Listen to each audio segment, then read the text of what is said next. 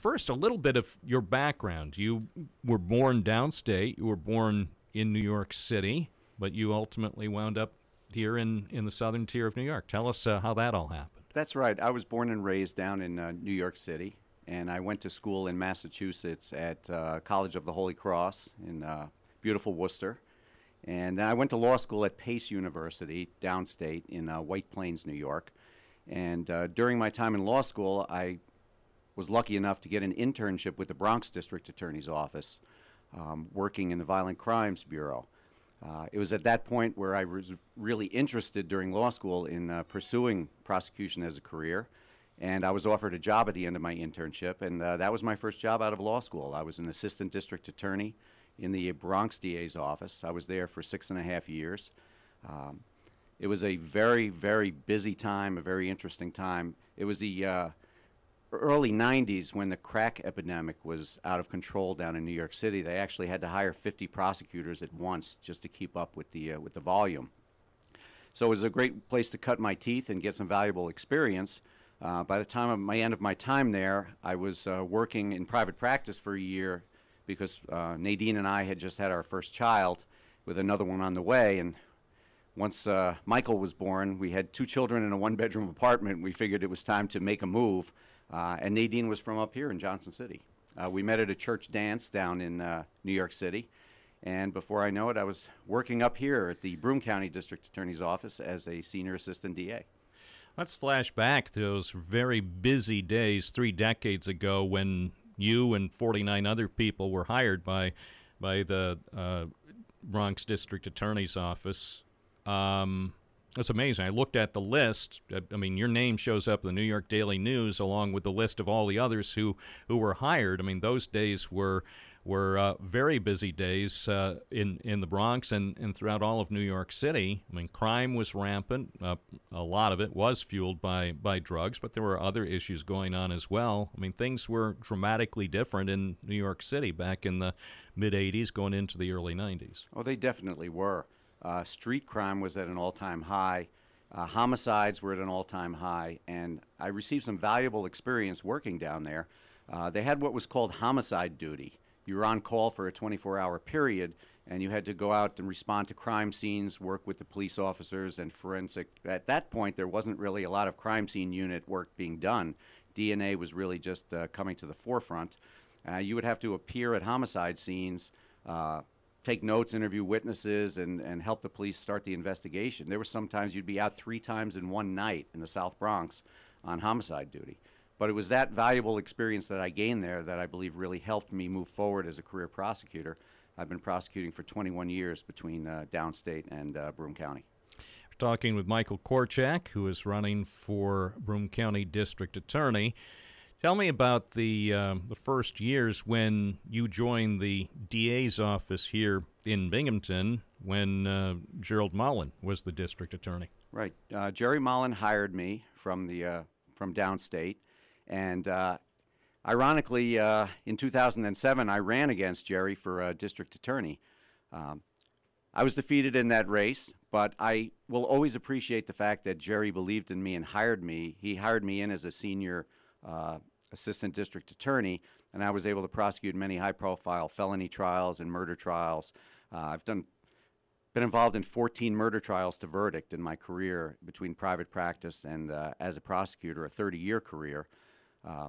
The campaign didn't work out the way that I thought it would, but people tell me that Abraham Lincoln and Ronald Reagan lost their first election, so and if yet I'm it in wasn't, that group, I'll be fine. It wasn't as though you got trounced. I mean, you got, I believe, just over 14,000 votes, and Mr. Mullen received about 18,000. So it was a margin of a little over 4,000 votes. So it wasn't as though you didn't have a lot of supporters in Broome County as a Republican candidate. Right. No, it was reported at the time. I think I received 47% of the vote, which I thought was a fine showing for someone who had never run for office before and was going up against the 20-year incumbent. But I did learn a lot from that campaign. And then I learned a lot in private practice.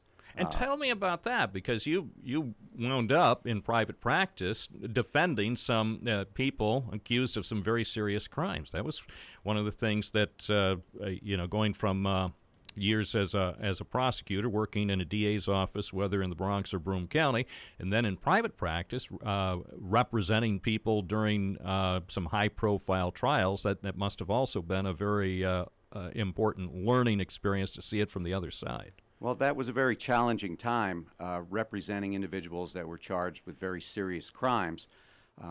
But what you have to keep in mind as an attorney, you're an officer of the court. You take an oath to uphold, the ethics of the legal profession, and everyone is entitled to a fair trial. Everyone is entitled to a trial by jury if they choose to take that, and sometimes it's working out, negotiating a plea bargain, whatever's in the best interest of your client. So I attempted to separate myself from the emotion of it and look at it as a serious job, defending people's rights to make sure that they received a fair trial, and that's what's best for the community. And occasionally that set up interesting circumstances where you were facing Jerry Mullen, who was the prosecutor, and in some cases you were representing the accused. That's right. It did create, I would say, a little bit of tension at times. However, Jerry was a very experienced trial attorney. I feel that I was a very experienced trial attorney, having tried over 100 felony cases and 14 murder cases. So that's what you strive for as an attorney, to match your skills with the best in the county. And I've tried cases with just about every attorney in the county at one time or another. And it's from those experiences that you learn. And I intend to use that experience in the district attorney seat.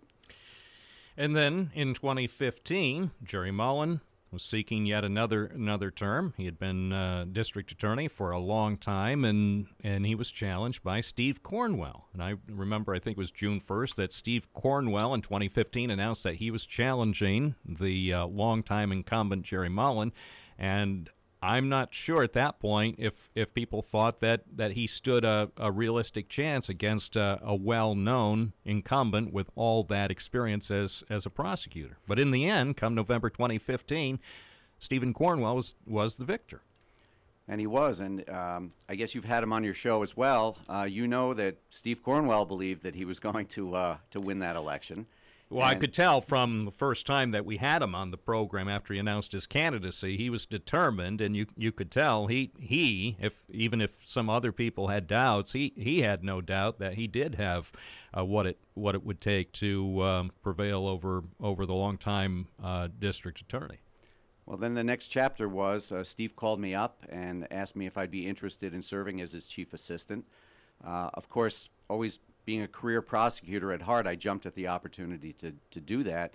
And Steve has put together quite an experienced office. We have over 100 years of prosecutorial experience on staff, and things are going well. We have a very high conviction rate in the office. I feel that Steve's implemented some great policies and some programs, and the people that need to be punished and go to prison are going to prison, and those that need treatment are being put into treatment.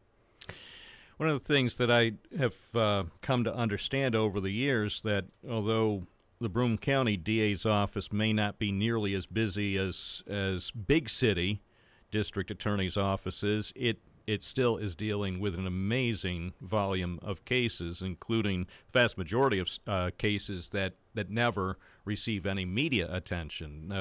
I don't know what the percentage is, but I would venture to say well over 95% of the cases that are routinely handled, maybe it's closer to 98% of the cases that are handled by the DA's office, don't receive publicity. But it's a massive task that's going through, pushing cases through and trying to get all sorts of cases, many violent crimes, but some that don't involve violence, move them through the system and make sure that people are treated fairly, both the accused and also in some cases victims. Right. That's the balance you have to have, and I think gaining that experience from being in private practice and being on the defense side for a time, I've gained that balance. I also served for a period of time as a town justice in the town of Union.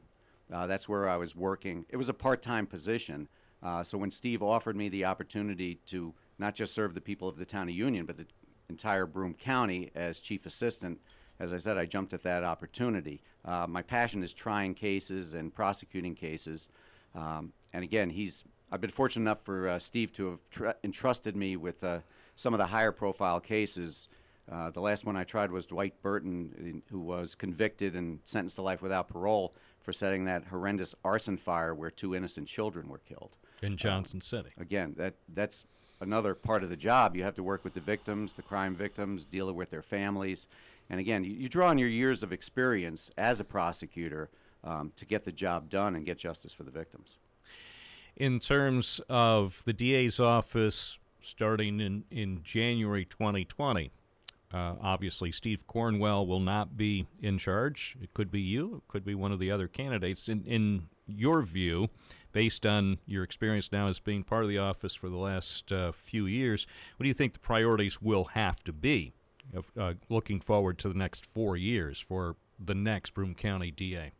Well, if I'm fortunate enough to be voted in by the voters of Broome County, they'll have a district attorney, a very trustworthy person, a career prosecutor who's tried many cases, and my goal would be to keep the staff intact. Mr. Cornwell has put together a very great staff that works well together. There's problems and issues in any office. When Mr. Cornwell came in, he wanted to change things. And as you know, in this community and any other community, people are resistant to change. And he'd be the first to admit he's butted heads with many public officials and law enforcement personnel at times. But we're all supposed to be on the same page. We're all supposed to have the same goal to prosecute the cases fairly and justly and bring justice to the victims. I think Mr. Cornwell has done a great job of doing that, and that's why I'm fortunate that that he's allowing me to succeed him in this seat, if that's what's going to happen. Given the volume of cases, do you think the DA's office needs to increase its staff? At this point, our staff is fine. We had a low level of prosecutors. We've been brought up to the level of other counties similar to our size and our crime rate. A lot of what I would implement, which Steve already has implemented, is training for the younger attorneys. I mean, that's your job as district attorney, to make sure that the younger attorneys coming up through the system, through the ranks, are properly trained.